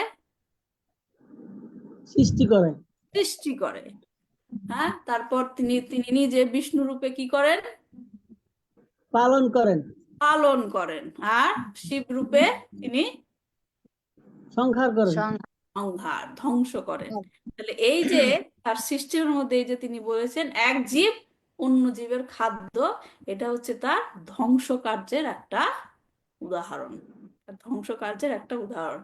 ভগবান ভগবদ গীতাতে বলেছেন কি, আমি সর্বগ্রাসী কাল। যখন নাকি বিশ্বরূপ দেখালো অর্জুনকে, তখন অর্জুন কি দেখতে পাচ্ছিল? সমস্ত জায়গা কি দুর্যোধন, তারপর কি দ্রোণাচার্য, তারপর ভীষ্মদেব, সব কি হচ্ছে? ভগবানের মুখের মধ্যে যাচ্ছে, ডুবে যাচ্ছে ধ্বংস অগ্নির হয়ে ভিতরে। যাচ্ছে। রাইট, সে বিশ্বরূপ দেখিয়েছিলেন। তার মানে কি, তিনি কি হলো বলেছেন যে আমি সর্বগ্রাসী কাল, আমি লোকক্ষয়কারী প্রবৃদ্ধকাল, লোকক্ষয়, হ্যাঁ, ক্ষয় করি, এবং এই সমস্ত লোকদের সংহার করতে এসেছি, বলেছিল অর্জুনকে। হ্যাঁ, তার মানে এই যে জিনিসটা, সেটা হচ্ছে তার ধ্বংস কার্যের একটা পার্ট। হ্যাঁ, প্রকৃতির সৃষ্টি তিনি যেমন করেন, রক্ষণাবেক্ষণও করেন, আবার মৃত্যু রূপে সংহারও করেন। রাইট, মৃত্যু সর্বহারাশ্চাহাম, হ্যাঁ, আমি মৃত্যু রূপে সবকিছু হরণ করে নেই, মৃত্যু রূপে সবকিছু হরণ করে নেই। তো এই যে মৃত্যুর পন্থা, এটা কি স্বাভাবিক একটা পন্থা। হ্যাঁ, এক জীব অন্য একটা জীবের খাদ্য। যেমন সাপ ব্যাং খায়, রাইট? ব্যাং কি কয়, বেজি সাপ খায়, সাপ ব্যাংকে খায়, বেজি সাপকে খাচ্ছে, আবার অন্য একটা প্রাণী বেজিকে খাচ্ছে। রাইট, তো এইভাবে ভগবানের পরম ইচ্ছার প্রভাবে ধ্বংসের প্রক্রিয়া চলে যাচ্ছে। তো এই শ্লোকের উদাহরণ দিয়ে বলে যে অনেকেই, যে ভগবান বলেছে এক জীব অন্য জীবের খাদ্য, তাহলে মানুষের তো মাছ মাংস খাওয়ার মধ্যে বাধা থাকার কথা নয়। এর থেকে এটা বোঝা যায়, অনেকে এটা বলতে পারে যে ভগবান বলেছেন এক জীব অন্য জীবের খাদ্য, তার মানে আমি মাছ মাংস খাচ্ছি, আমি তো ভগবানের কথাই ফলো করছি। রাইট, তো এই প্রশ্নের উত্তর পেতে হলে আমাদের বুঝতে হবে এই মানব জীবনের। হ্যাঁ, ওটাই প্রশ্ন রাখতে চাইছিলাম, আপনাকে জিজ্ঞেস করতে চাইছিলাম যে আচ্ছা, মানে হ্যাঁ, এখন শুনেন আমি কি বলছি। হ্যাঁ, যেটা ব্যাখ্যা করা হয়েছে, যে এই উত্তর পেতে হলে আমাদেরকে বুঝতে হবে এই মানব জীবনের উদ্দেশ্যটা কি, আমাদের জন্য ভগবান কি ইনস্ট্রাকশন দিয়েছেন, স্পেশালি আমাদের জন্য ভগবান কি ইনস্ট্রাকশন দিয়েছেন। তো বেদান্ত সূত্রে মনুষ্য জীবনের বিশেষ কার্যকলাপ সম্বন্ধে বলা হয়েছে কি, মানুষের জীবনের সর্বপ্রথম কাজ কি? সবার জানার কথা, সর্বপ্রথম কাজ কি? ভগবানের সেবা করা। অথাৎ ব্রহ্ম জিজ্ঞাসা, ভগবানের সেবা তো পরে করবেন, আগে তো বুঝতে হবে কেন আমার ভগবানের সেবা করতে হবে। রাইট, অথাৎ ব্রহ্ম জিজ্ঞাসা মানে এই মানব জীবন যে আমি পেয়েছি, এর উদ্দেশ্যটা কি, আমি কে, হ্যাঁ, আমার কি করতে হবে।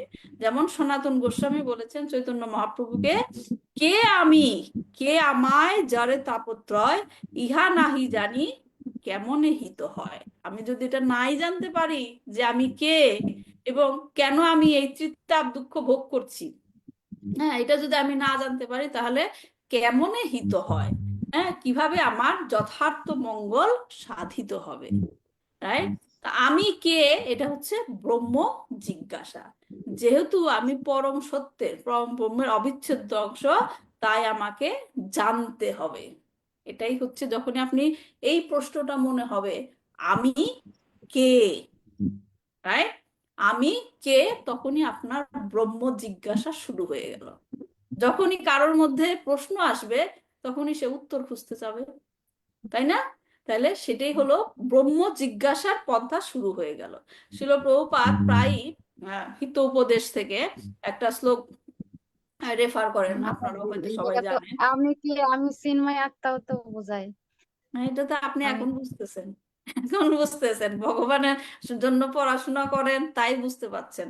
কিন্তু সাধারণ জেনারেল মানুষের কাছে গেলে জিজ্ঞেস করেন, কি বলবে? বলবে? হ্যাঁ। তো যাই হোক, আপনি যখন বুঝতে পেরেছেন, ধন্যবাদ, আপনি বুঝতে পেরেছেন, এরকম যেন সবাই বুঝতে পারে। তো যাই হোক, শিল প্রভুপাদ হিতোপদেশে একটা শ্লোক দিয়ে বলেছেন, মানে উনি প্রায় শিল প্রভুপাদ এই উদাহরণটা দেয়, আপনারা হয়তো জানেন। সেই শ্লোকটা কি? আহার নিদ্রা ভয় মৈথুনাম চা। চারটা জিনিস, আহার নিদ্রা ভয় মৈথুনাম চা, চারটি কাজ, আহার, নিদ্রা, ভয়ে ভীত হয়ে আত্মরক্ষা করা, এবং সঙ্গম করা। হ্যাঁ, চারটা জিনিস। হ্যাঁ, সামায়াম এতাত পশুবিদ নরানাম, এই চারটা জিনিস পশুর মধ্যেও বিদ্যমান, মানুষের মধ্যেও বিদ্যমান, রাইট? ভগবান যে সৃষ্টি করেছেন যত জীব, হ্যাঁ, যত জীব, তাদের সবার মধ্যে, মানে পশু যারা, তাদের মধ্যেও যে বিদ্যমান, মানুষের মধ্যেও বিদ্যমান। কিন্তু আমি প্রথমে বললাম যে ভগবান আমাদের জন্য স্পেশাল কিছু ইনস্ট্রাকশন দিয়েছেন মানুষের জীবনের জন্য। তাহলে নিশ্চয়ই মানুষের মধ্যে স্পেশাল কিছু আছে যেটা পশুদের মধ্যে নাই, রাইট? তাহলে বলছে যে এই আহার, নিদ্রা, ভয়, মৈথুন, মনে বুঝতে পারছেন চারটা জিনিস কি কি? অর্চনা মাতাজি কি বললাম? আহার, নিদ্রা, আহার, ভয়, মৈথুন। হ্যাঁ, আহারটা কি? আহার তো বুঝাই যায়, খাওয়া, খেতে হবে। আবার আমরা হ্যাঁ। গ্রহণ করি। নিদ্রা, নিদ্রা হচ্ছে ঘুম পারি, ঘুম পাড়ি। ঘুমাই আর হ্যাঁ। কি। ভয় মানে কিসের ভয়? ভয় অর্থাৎ হচ্ছে আমার কোনো কিছু আক্রমণ করতে পারবে বা মৃত্যু হতে পারবে, হ্যাঁ, এ ধরনের। আমি যতই বলি যে আমার এই শরীর কি হয়, শরীর নশ্বর, শরীর একদিন নষ্ট হবে, কিন্তু রাস্তায় গিয়ে দাঁড়িয়ে থাকলাম যে আমার শরীর তো নশ্বর, আমার তো আত্মার কোনো মৃত্যু হবে না। যখন একটা গাড়ি দেখবেন স্পিডে আসছে, তখন কি ওখানে দাঁড়িয়ে থাকতে পারবেন? অবচেতন মনে ওখান থেকে সরে যাবেন, দৌড়ে দৌড়ে দৌড় দিবেন, তাই? কারণ মৃত্যুর ভয়, আত্মরক্ষা, আত্মরক্ষার চেষ্টা। আর 4 নাম্বারটা কি? সঙ্গম, মৈথুন, হ্যাঁ, স্ত্রী পুরুষের মেলামেশা।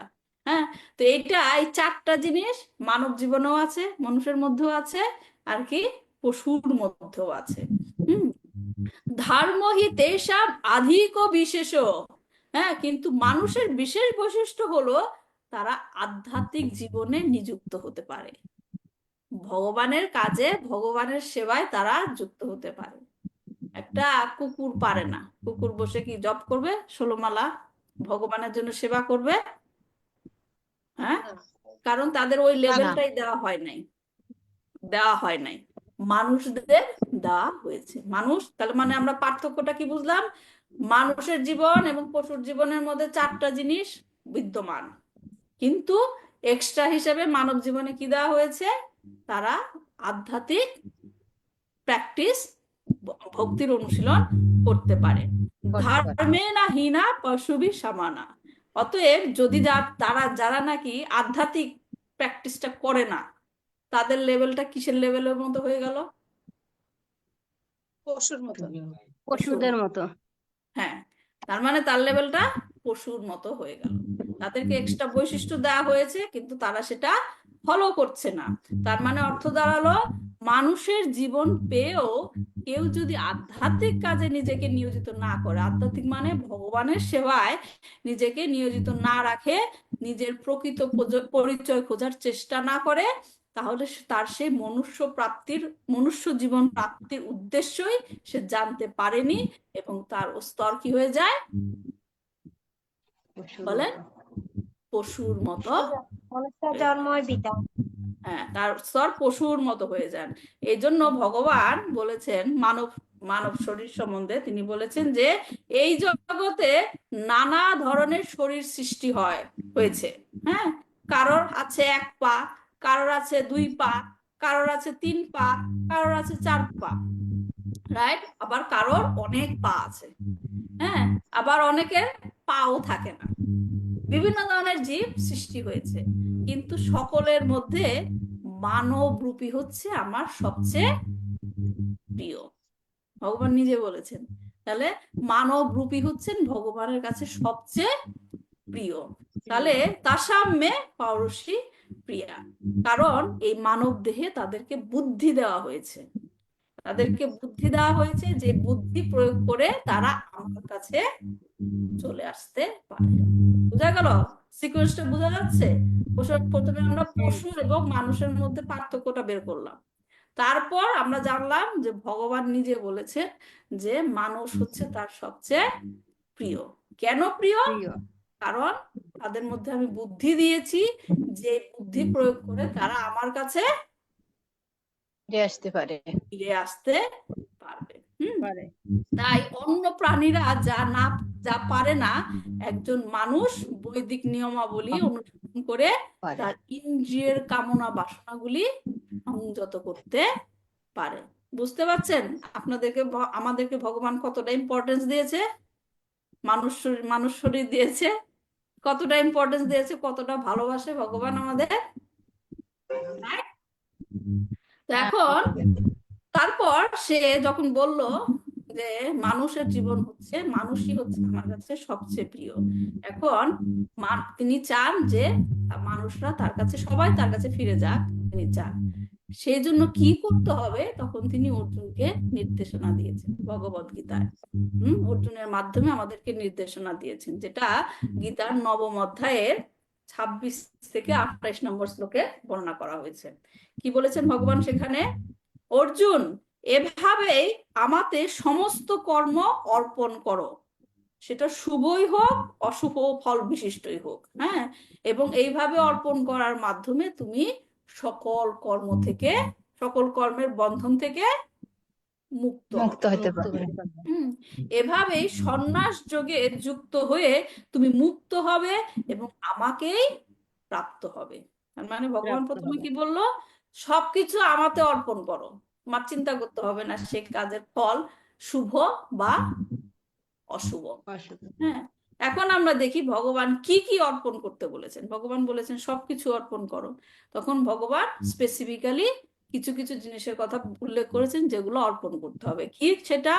ইয়াত কারোসি ইয়াত আসনাসি, হে কন্তেও তুমি যা অনুষ্ঠান করো, যা আহার করো। পয়েন্টটা বুঝে তাপসী মাতাজি, আপনি প্রশ্নের উত্তর চেয়েছিলেন, কাউকে বলতে গেলে এগুলো জানবেন যে ভগবান বলছেন যে তুমি যা অনুষ্ঠান করো, যা আহার করো। হ্যাঁ, ডাইরেক্টলি বলেছে ভগবান, যা আহার করো, ইয়াদ জুহসি দদাসি, যা হোম করো, হোম মানে রিচুয়াল মানে অ্যাক্টিভিটি যেগুলা, হ্যাঁ, যা হোম করো, যা দান করো। যে প্রথমে আমরা বলেছিলাম কাউকে সাহায্য করতে গেলে কি চিন্তা করতে হবে? ভগবানই সাহায্য করছে, আমরা না, রাইট? অতএব সে ভগবান বলছে যা দান করো সেইটাও আমাকে অর্পণ করো। ইয়াত তপস্যাসি কৌন্তেয়া, তুমি যা তপস্যা করো। আমরা কি তপস্যা করছি? শিল প্রভুপাদ আমাদের কি তপস্যা করাচ্ছে? কি তপস্যা করছি বলেন? একটা ক্লাসে বলেছিলাম আমরা প্রতিদিন কি তপস্যা করছি। 4টা রুল বলেন। হরে কৃষ্ণ মহামন্ত্র। হ্যাঁ, না, 4টা রুল 4টা বলেন। নিয়ম, যেটা হচ্ছে যে আমিষ আহার বর্জন, হ্যাঁ, দুধক্রিয়া বর্জন, হ্যাঁ, অবৈধ স্ত্রী সম্পর্ক হ্যাঁ, এবং নেশা বর্জন। হ্যাঁ, এগুলো বর্জন করার মধ্যে এগুলা কি শুধুই করছি? শুধুই করছি? তপস্যা করছি। তপস্যা করার উদ্দেশ্য কি? নিজেকে শুদ্ধ করা। কারণ শুদ্ধ না করলে আমি ভগবানের কাছে যেতে পারবো না। একজন শুদ্ধর কাছে যেতে হলে নিজেকে শুদ্ধ করতে হবে, রাইট? শুদ্ধ কাছে যেতে গেলে কি আমি যদি অশুদ্ধ থাকি যেতে পারবো? না না। তার মানে আমাদেরকে শুদ্ধ করতে হবে, এবং শুদ্ধ করার জন্য তপস্যা করতে হবে, রাইট?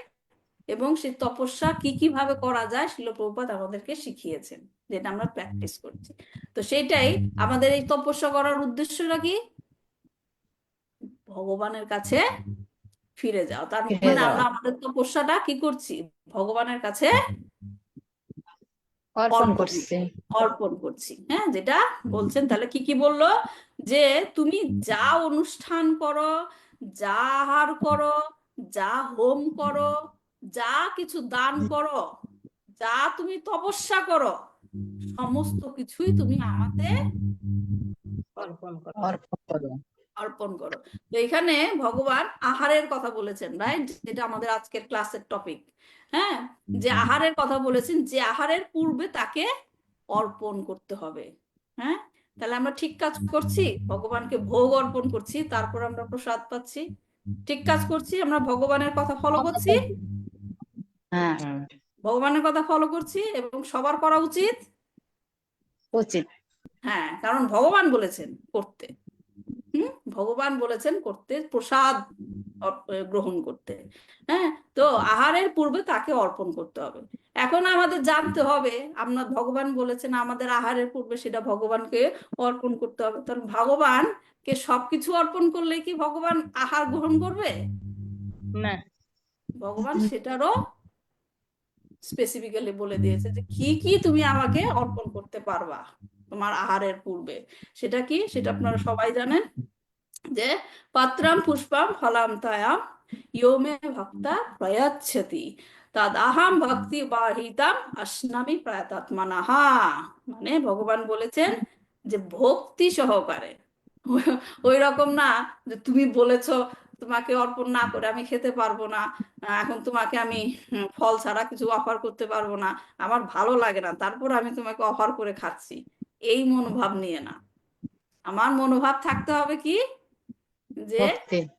আমি তোমাকে অর্পণ করছি, আমি এই অর্পণ করার পরে, ভোগ অর্পণ করার পরে তোমার প্রসাদ আমি গ্রহণ করব, তাহলে আমি আমাকে নিজেকে শুদ্ধ করে তোমার কাছে যেতে পারবো, তোমাকে সেবা করতে পারবো। এই মনোভাব নিয়ে ভগবান বলেছেন কি আমাকে অর্পণ করতে পারবা? পত্র, পুষ্প, ফল এবং জল। কুয়া। তার মানে কি? যে আমরা সকালে পূজা দিলাম, দুপুরে পূজা দিলাম, ভগবানকে ফল দিয়েছি, ফল জল হয়ে গেছে আমাদের ভোগ দেওয়া, সে প্রসাদ পেলাম, দুপুর বেলা কিছু মাছ মাংস রান্না করি, সেইটা আমরা খাবো। এটাই কি উদ্দেশ্য? না। এটাই কি উদ্দেশ্য? হ্যাঁ, না যা কিছু অথচ আহার করো, ভগবান বলেছেন যা কিছু আহার করো। তার মানে আমাদেরকে ওই সমস্ত জিনিসগুলোই আহার করতে হবে, চয়েস করতে হবে, যেগুলো আমি ভগবানকে অর্পণ করতে অর্পণ করতে পারবো। পারবো। ভগবানকে মাছ মাংস অফার করতে পারবো না শিল প্রভুপাদ তাৎপর্যে বলেছেন কেউ কেউ সেগুলা করতে পারে, কিন্তু ভগবানকে করা যায় না, ভগবানের অন্য কোনো প্রতিনিধিকে করা যায়, তারপরও সেখানে ব্যাখ্যা আছে, ইচ্ছা মতো করা যাবে না। সেটা অন্য একটা টপিক, সেটা ইচ্ছা মতো করা যাবে না। অনেকে এখানে রেফারেন্স দিতে পারেন যে কোনো কোনো পূজাতে বলি দেওয়া হয়, হ্যাঁ, সেখানে তো শাস্ত্রের মধ্যে উল্লেখ আছে, তাহলে আপনারা না করছেন কেন? তাই বিভিন্ন ব্যাখ্যা আছে, কিন্তু সেখানেও ব্যাখ্যা আছে কেন সেগুলো করা যায়, বিশেষ বিশেষ কারণে, ইন্দ্রিয় তৃপ্তির জন্য নয়। আজকে আমার এই মাংস খেতে ইচ্ছা করলো, যাও বাজার থেকে কিনে নিয়ে এসো, এই মাছ খেতে ইচ্ছা করলো, যাও বাজার থেকে, নট লাইক দ্যাট। সেটা কি? ইচ্ছা করছে, ইন্দ্রিয় তৃপ্তি। তো যাই হোক, আমাদের পয়েন্ট হচ্ছে ভগবান কি বলছে ধারাবাহিক ভাবে, যে অর্জুন তুমি আমাকে অর্পণ করো, সবকিছু অর্পণ করো, তুমি আহারও অর্পণ করো, যা কিছু আহার করবে তার উপরে, তার পূর্বে আমাকে কি অর্পণ করে, এবং কি কি অর্পণ করতে পারবে সেগুলাও সেখানে বলে দিয়েছেন। তো এখানে যে এই শ্লোকে, সরি, হ্যাঁ, তাহলে এই জিনিসগুলো আমরা জানলাম যে কি কি অর্পণ করা যায়। তো আমি দেখছি যে সময় শেষ হয়ে গেছে, আমার এই শ্লোকের ব্যাখ্যা আরো ছিল, তো আমি কি কন্টিনিউ করবো না নেক্সট ক্লাসে করবো? মাতাজি কন্টিনিউ করেন। করেন মাতাজি। হ্যাঁ, আচ্ছা ঠিক আছে।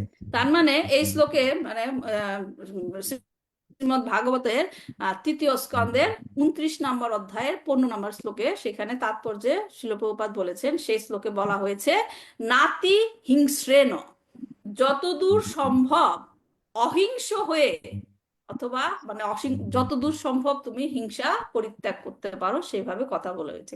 তো ভক্তকে যদিও হিংসার আশ্রয় নিতেও হয়, তাহলে তা প্রয়োজনের অতিরিক্ত যেন না হয়। কখনো কখনো অনেকে আমাদের প্রশ্ন করেন, আপনি আমাদের মাংস খেতে নিষেধ করেছেন, কিন্তু আপনারা তো শাকসবজি খাচ্ছেন। হ্যাঁ, আপনারা তো শাকসবজি খাচ্ছেন, সেইটা কি হিংসা নয়? তার উত্তর হচ্ছে হ্যাঁ, শাকসবজি খাওয়াও হিংসা, এবং শাকাহারীরাও অন্যান্য জীবের প্রতি হিংসা করছে, কারণ শাকসবজিরও জীবন রয়েছে। অভক্তেরা আহারের জন্য গাভী, পাঠা এবং অন্যান্য বহু পশু হত্যা করছে, আর ভক্তেরা যারা নিরামিষাশী তারাও হত্যা করছে। কিন্তু এখানে বিশেষভাবে উল্লেখ করা হয়েছে যে প্রতিটা জীবকে জীবন ধারণের জন্য অন্য জীবের উপর নির্ভরশীল হতে হবে। জীব জীবস্যা জীবনাম, ভগবানের রুল, যে একটা জীবকে অন্য জীবের প্রতি কি নির্ভর করতে হবে জীবন ধারণের জন্য। হ্যাঁ, এবং সেটি হচ্ছে প্রকৃতির নিয়ম। কিন্তু মানুষের কর্তব্য হচ্ছে যতটুকু প্রয়োজন ততটুকুই হিংসা করো। তাই যতটুকু প্রয়োজন, কারণ আপনি নিয়মের বাইরে যেতে পারেন না, ভগবান যে নিয়ম ফিক্স করে দিয়েছেন। তো ভগবানকে অনিবেদিত বস্তু মানুষের আহার করা উচিত নয়। ওই যে আমরা অল্প হিংসা করলাম, শাকসবজি রান্না করলাম, শাকসবজি প্রাণ ধ্বংস করলাম, কিন্তু সেতে যে পাপটা হলো, ভগবান সেটা গ্রহণ করে নেয় যখন তাকে ভোগ অর্পণ করা হয়। তাতে আমরা কি কর্মবন্ধন থেকে মুক্ত হতে পারি। তাছাড়াও এই হচ্ছে ব্যাখ্যা যে কেন শাকসবজি গ্রহণ করা আমাদের উচিত, যেটা ভগবানের ব্যাখ্যা থেকে আমরা জানলাম। তারপরও আরেকটা জিনিস কি, যেটা ভগবান বলেছেন, মানুষের মধ্যে কি এক্সট্রা কি জিনিস দেওয়া হয়েছে? বুদ্ধি। বুদ্ধি প্রয়োগ করে কমন সেন্স থাকা উচিত, যে একটা জীবকে এক জীবকে নিজেকে বাঁচিয়ে রাখার জন্য অন্য জীবকে খেতে হয়, এটা প্রাকৃতিক নিয়ম, ঠিক আছে, কিন্তু তার মানে এই নয় যে আমার ইন্দ্রিয় তৃপ্তির জন্য হিংসাত্মক কাজে নিজেকে নিয়োজিত করব। এই জিনিসটা আপনাকে আমি যদি জিজ্ঞেস করি, আমি মাঝে মাঝে চিন্তা করি, দেখি আমরা অনেকে বার্থডে সেলিব্রেশন করছে, রাইট? ছেলে মেয়েদের বার্থডে সেলিব্রেশন করছে। বার্থডে সেলিব্রেশন মানে কি? তার জন্ম হয়েছে, 1 বছর পার হলো, হ্যাঁ, সে যেন আরো শুভকামনা করে, তার জীবন যেন দীর্ঘায়ু হয়, এগুলোই তো করা হয় বার্থডে সেলিব্রেশন। কিন্তু বার্থডে সেলিব্রেশন করছে কি দিয়ে? কি দিয়ে সেলিব্রেশন করছে? হ্যাঁ, কেক। মোমবাতি অন্য প্রাণী হত্যা হ্যাঁ, মোমবাতি জ্বালিয়ে হ্যাঁ, সেটা তো প্রাণী হত্যা এটা করে। তো সুন্দর কথা বলছেন, কেক জ্বালিয়ে কেকে মোমবাতি দিয়ে সেটা করা হয়, কিন্তু মানুষকে খাওয়ানো হয় কি? পশু হত্যা করে। এটা কমন সেন্সের মধ্যে পড়ে? আমি আমার ছেলে মেয়ের ভবিষ্যৎ, তার আয়ু দীর্ঘায়ু হোক, সেটা আমি প্রাণী হত্যা করে কামনা খাওয়ানো করছি, হয়। কিন্তু অন্য জীবের হত্যা করে, অন্য জীবের হত্যা করে, এটা কি কমন সেন্সের মধ্যে পড়ে? কিভাবে আরেকটা জীবনের ধ্বংস করছি, কিন্তু আরেকজনের আমি দীর্ঘায়ু কামনা। হ্যাঁ, এটাই হচ্ছে বলা হচ্ছে বুদ্ধি প্রয়োগ করতে হবে, কারো এরকম হিংসাত্মক কাজ করা উচিত নয় যা আমাদেরকে এইভাবে প্রাণী হত্যায় নিয়োজিত করে। হ্যাঁ, এই জন্য ভগবান শ্রীকৃষ্ণ গীতাতে বলেছেন 2টা জিনিস মনে রাখবেন। ভগবান বলেছেন কি, সমস্ত জীবের প্রতি দেশ শূন্য হতে, শুধুমাত্র মানুষের প্রতি বলে নাই, সমস্ত জীবের প্রতি হিংসা শূন্য। কাউকে, কোনো জীবকে যখন হত্যা করা হয়, সেখানে কি হিংসা কাজ করে, দেশ কাজ করে, নাকি ভালোবাসা কাজ করে? দেশ হিংসা। হিংসা কাজ করে। আর ভগবান বলেছেন যে সমস্ত জীবের প্রতি দ্বেষ শূন্য হও, এবং সমস্ত জীবের কল্যাণে রত থাকো। এটা হচ্ছে, যদি আপনি দেখতে চান, ভগবদ গীতার 12 নম্বর অধ্যায়ের 13-14 শ্লোকে বর্ণনা আছে, এবং 5 নম্বর অধ্যায়ের 25 নম্বর শ্লোকে। ভগবান দুইটা জিনিস বলেছেন, যে জীবের প্রতি দ্বেষ শূন্য হও এবং সমস্ত জীবের কল্যাণে রত থাকো। তো এই যে সকল জীবের প্রতি সদয় থাকা, ভালোবাসা, এটা নষ্ট হয়ে যায় কখন? যখন আমরা জীবকে হত্যা করি। এবং কখন করি? আমার নিজের ইন্দ্রিয় তৃপ্তির জন্য। এই ভগবানের নিয়ম অনুযায়ী অন্য জীবের উপর জীবন ধারণ করতে হবে, তার মানে এই নয় যে জীব হত্যা করতে হবে। খেতে পারি বলেই সবকিছু খাবো, তা ঠিক নয়। তো এটা হচ্ছে কি, যে আমাদের কোটা বুঝতে হবে, আমাদের জন্য যেটা নির্ধারণ করা হয়েছে। যেটা আমাদের জন্য নির্ধারণ করা হয়েছে, যেমন একটা বাঘ তার কোটার মধ্যেই থাকে, তার জন্য বলা হয়েছে অন্য প্রাণীর মাংস খেতে, রাইট? সে কি আমাদের বাড়িতে এসে ডাল ভাত খেতে চাইবে? একটা বাঘ আসবে বাসায়, এসে বলবে আমাকে ডাল ভাত দাও? তাই আসবে না, জি। তাকে যে কোটা দেওয়া হয়েছে সে সেটাই ফলো করছে। আমার জন্য এটা নির্ধারণ করা হয়েছে, আমি এটাই খাবো, রাইট?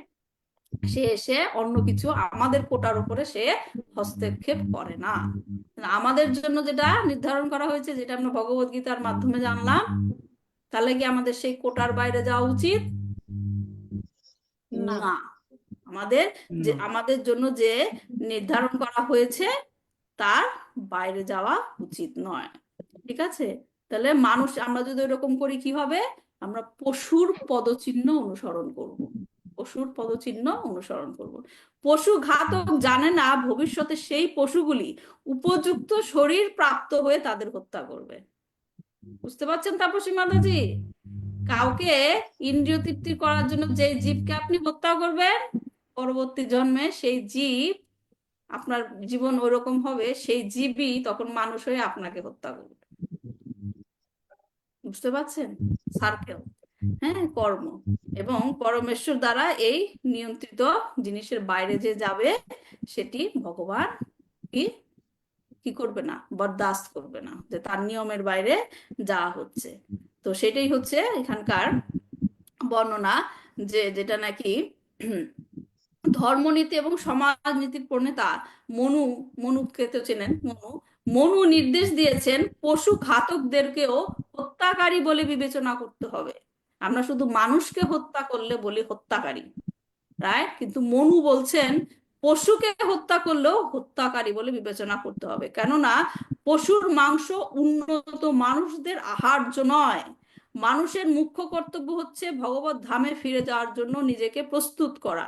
তিনি বলেছেন যে পশু হত্যা সংঘবদ্ধভাবে চক্রান্ত করে মানুষ হত্যা করারই মতো, এবং তার ফলে তাদের সকলকে দণ্ডভোগ করতে হবে। পশু হত্যায় যে অনুমতি দেয়, যে পশুকে হত্যা করে, যে পশু মাংস বিক্রয় করে এবং যে পশু মাংস পরিবেশন করে, তারা সকলেই হচ্ছে ঘাতক, এবং প্রকৃতির নিয়মে তাদের সকলকেই দণ্ডভোগ করতে হবে। এটা শিল প্রভুপাদ ইসেতে বর্ণনা করেছেন, যে প্রথম স্কন্ধের 7ম অধ্যায়ের 37 নম্বর শ্লোকে, তার তাৎপর্যে তিনি এটা ব্যাখ্যা করেছেন। ঠিক আছে? তো এই ছিল আমাদের ক্লাস আজকে। সরি, আমি 10 মিনিট সময় বেশি নিয়ে ফেলেছি। তো আজকে এই পর্যন্তই রাখছি। বোঝা গেছে আজকে ক্লাসের টপিক? বোঝা গেছে? জীব জীবস্য জীবনম কথাটার ব্যাখ্যা আজকের ক্লাসে দেওয়া হলো, এটার মানে এটা কি, এবং বোঝা গেছে এখন যে আমাদের জন্য ভগবান কি নির্ধারণ করেছে, কি কি আমাদের ফলো করতে হবে। হ্যাঁ হ্যাঁ আমাদের হ্যাঁ, আচ্ছা ঠিক আমাদের আছে, একটা তাহলে আজকে প্রশ্ন রাখি। ছিল, হ্যাঁ, ছোট্ট একটা প্রশ্ন ছিল। এটা হচ্ছে যে আমাদেরকে যেটা মানে যে আমিষ আহার বর্জন বা যেটা দেশ করতে মানা করা হয়েছে, কিন্তু যখন যুধিষ্ঠির মহারাজের যে সময়টা ছিল, ওই সময়ে কিন্তু ক্ষত্রিয়রা শিকারে যেতেন, হ্যাঁ, পশু শিকারে যেতেন, হরিণ শিকারে যেতেন। তো ওইটা কি ওই সময়ের জন্য প্রযোজ্য ছিল, বা ক্ষত্রিয়দের ক্ষত্রিয়দের জন্য ধর্ম কি? ক্ষত্রিয়দের জন্য যা নির্ধারিত ছিল তারা সেটাই ফলো করেছে, কিন্তু আমি কোনোখানে দেখি নাই তারা পশু হত্যা করে সেগুলো ভক্ষণ করেছে, সেটা আমি কোথাও পাই নাই। মানে যেমন পাণ্ডু মহারাজ যিনি অভিশপ্ত হয়েছিলেন হরিণ শিকার করতে যে। হ্যাঁ, হ্যাঁ, তো ওগুলো সেখানে ক্ষত্রিয় যারা ব্রাহ্মণ, ক্ষত্রিয়, বৈশ্য, শূদ্র, চারটা যে শ্রেণী বিভাগ করা হয়েছে, প্রত্যেকটা শ্রেণীর মধ্যেই তাদের কি কি করণীয়। হুম, তারা ক্ষত্রিয়দের হচ্ছে সমাজের সব লোকদেরকে কি দিতে হবে, প্রতিরক্ষা প্রতিরক্ষা দিতে হবে, তাদেরকে প্র্যাকটিস করতে হবে কিভাবে যুদ্ধ করতে হয়, কিভাবে বান চালাতে হয়, রাইট? ধনুকের থেকে বান, তাদেরকে তো প্র্যাকটিস করতে হবে সেগুলা, রাইট? এগুলার জন্য তাদের ওগুলা অনুমোদিত ছিল, তাই তারা সেগুলা করতো। এবং আমি কোন একটা ক্লাসে শুনেছিলাম তারা ওইরকম শিকার করে কোনো প্রাণীকে হত্যা করলে সেগুলো যথাযথ সৎকার করা হতো, যথাযথ সৎকার আচ্ছা করা হতো, তাদের ইন্দ্রিয় তৃপ্তির জন্য সেগুলোকে নিয়ে এসে মাংস ভক্ষণ সেটা তারা করতো না। আচ্ছা মাতাজি, ঠিক আছে। ঠিক আছে। আচ্ছা মাতাজি। সেই ক্ষেত্রে তো আপনি বলতে পারতেন, বা আমরা বলতে পারি যে অর্জুন কেন এত হত্যা করলো, রাইট? এটাও তো হিংসারই একটা প্রকাশ, দেশ, রাইট? কিন্তু আমরা জানি কেন অর্জুন কুরুক্ষেত্র যুদ্ধ করেছিল, হ্যাঁ, করেছিল, right? হ্যাঁ। হ্যাঁ, ঠিক আছে তাহলে, ভালো থাকবেন। সরি দেরি হয়ে গেল, আমি আজকে শ্লোকটা শেষ করতে চেয়েছিলাম, কারণ অর্ধেক পড়লে আবার পরে অর্ধেক পড়লে সেই এনথুজিয়াজমটা থাকে না। হ্যাঁ, হ্যাঁ, যাই হোক, ক্ষমা করবেন। পাঞ্চাকল্পতরুভ্যশ্চ কৃপা সিন্ধুভ্যেব চ পতিতানাং পাবনেভ্যো বৈষ্ণবেভ্যো নমো নমঃ। শ্রীমদ্ ভাগবতম কি জয়, শিল প্রভুপাদ কি জয়, নিতাই গৌর প্রেমানন্দে, হরি হরি বল।